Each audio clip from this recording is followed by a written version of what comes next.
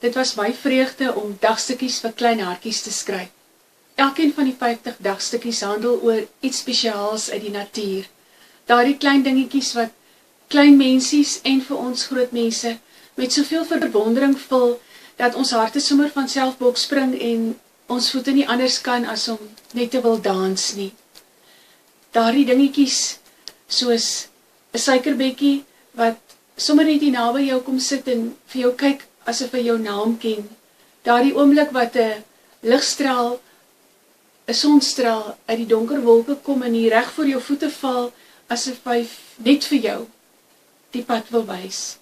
God praat met ons in daardie oomblikke. Hy sê vir ons, ek sien jou raak, ek is vir jou lief, en jou naam is in my handpalms geskrywe. Ons hoor God se stem in die blou branders, en sy asem voel ons elke dag in die wind. En ons lees sy briefies in die spore wat die seevoëls op die strand los.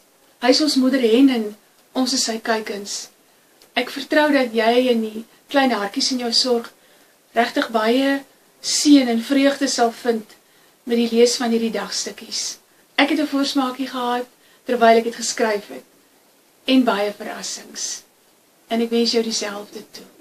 Groetnis van hart tot hart.